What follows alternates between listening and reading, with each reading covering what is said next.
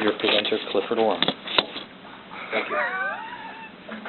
My name is Clifford Oram, and I hope to give you a short and informative history of the modern-day prison and how it evolved into the entity that it is today.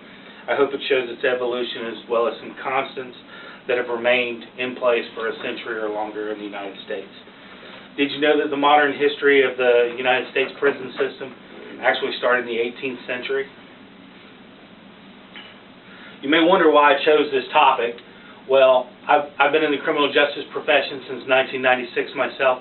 I started as a correction officer or a prison guard, and since I've moved on into a more rewarding career in law enforcement. But I have a lot of experience on both sides of the fence. That's why I picked this topic to give for my speech today. An important reason for this topic is it's very controversial in the news and society today.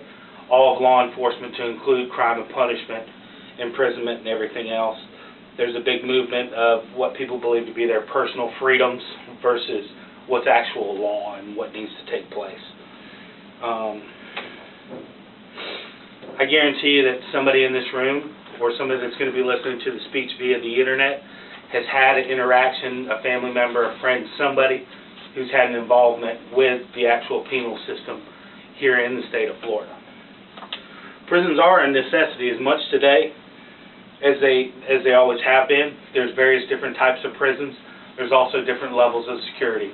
In Florida, we range from work camps to minimum security, medium security, and maximum security facilities.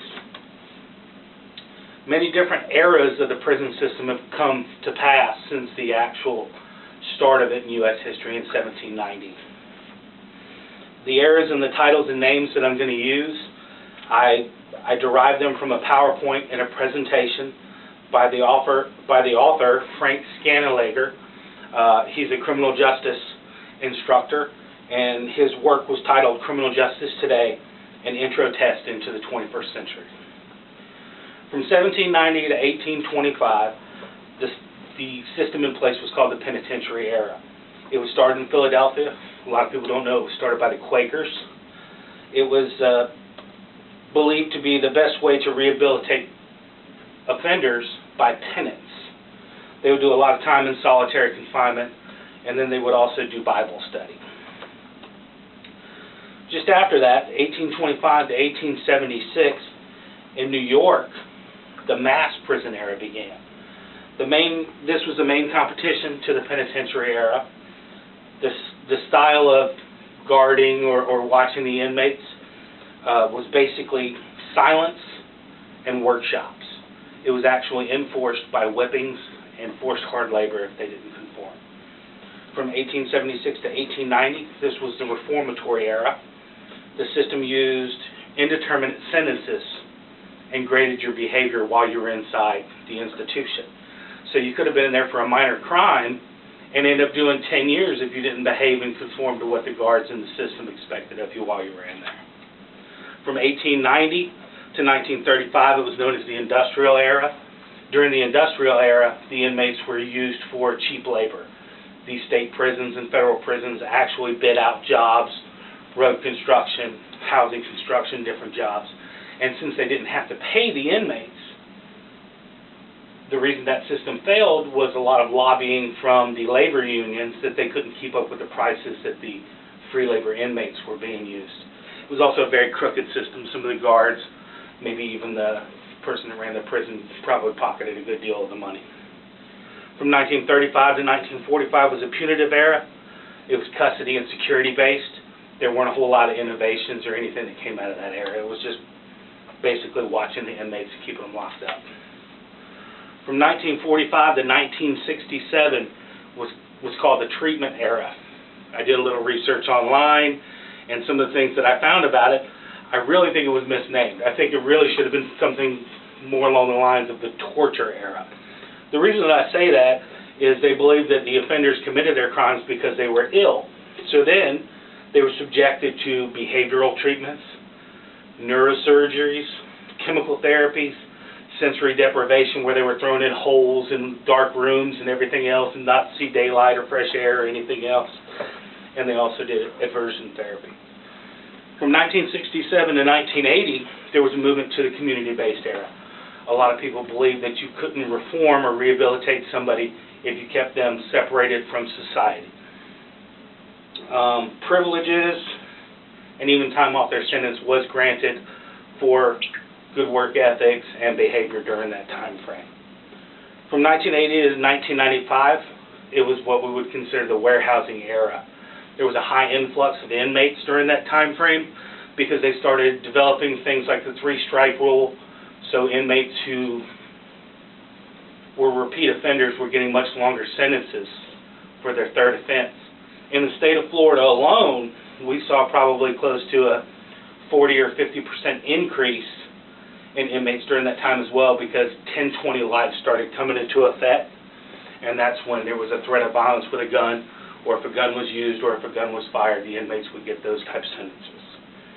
The modern prison era, which has been in place since 1995 and still in place today, it was more emphasized on individual responsibility and punishment.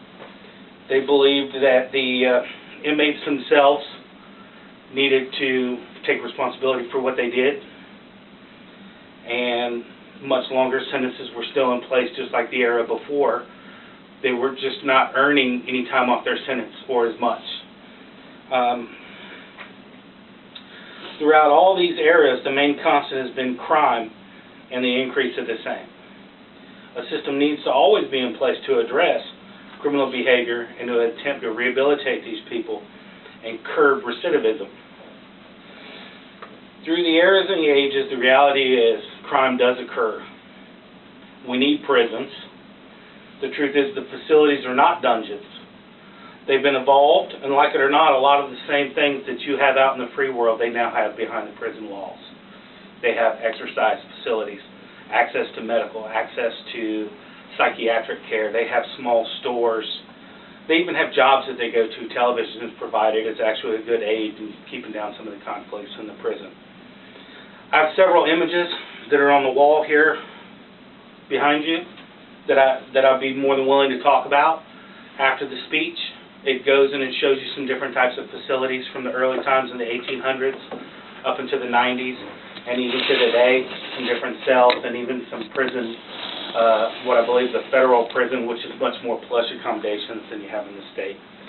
Some of these images and some of these stats, as far as recidivism and stuff like that, I actually derived from the Florida Department of Corrections website, which you can get to at doc.florida.state.gov. The inmates in Florida still do have a behavior system, and those institutions are, like I said, they've actually grown into what appears to be like a small city in stature. Did you know there's 50 institutions in the state of Florida right now? That doesn't include another 50 or 60 work camps, annexes, and different types of facilities. I looked at the Florida Department of Corrections website, and it showed between the years of 1996 and the 2013-2014 fiscal year, according to their annual report, there's been a 66% increase in incarcerated offenders just in the state of Florida alone. There's over 100,000 inmates in the system in Florida as of that annual report for 13-14. The need for prisons will always remain, and since the population is not self-regulating, we know that a civilized society does need rules in place. Society is changing, but I could make the argument with the rise in crime and violent crime that it's not necessarily changing for the better. The system does need to continue to adapt, but the problems that they're having is some of the structures are outdated, there's funding issues, and technology is far, far behind where it needs to be, especially in the state of Florida. To keep an experienced and knowledgeable employee is important. Educated, and we need to keep them well equipped as well. They started trying to do privatization, which started in the 1980s. The private prisons are arguing that they can do it a lot cheaper than state employees can, which is true because they're paying them less. They're offering them less benefits. They're offering them a 401k retirement that they pay into different things. So they're going to have much more turnover than we do at the state level. The state already has a lot of problems because some of our county counterparts make a lot more money than state employees do, so the state's leaving them now. Once it goes to private and they're making less and getting less in benefits, how are they going to keep a good, well-trained staff member in place to handle the problems that they do. Another problem with the private prisons, I believe, is who's responsible. Since the state incarcerated them through the judicial system, and then we have security guards or private correctional officers watching them, where does the liability fall in the long run? In conclusion, I hope the history of corrections and eras was informative for you. I want to give you a quick summarization of what we went through. There were 9 major areas for the evolution of the prison system to the modern day system, which we're in today. Buildings, which one time were dungeon-like. We talked about some of the torturous things that were going on in them. Are still just as secured, but they're designed in a much better way to be more conducive to allowing the incarcerated person a form and a sense of conformity. We don't treat them like animals. They live a little bit better. We try to keep that environment so they'll do better. The thing taught to the new correction officers when they go through the academy, we have an old saying, it was they're here as punishment, not for punishment. There may be a day when the need for less prison comes to be, but until then, they need to continue to evolve and change. Again, I'm Cliff Oram, and this was a short trip through the history of the modern prison system.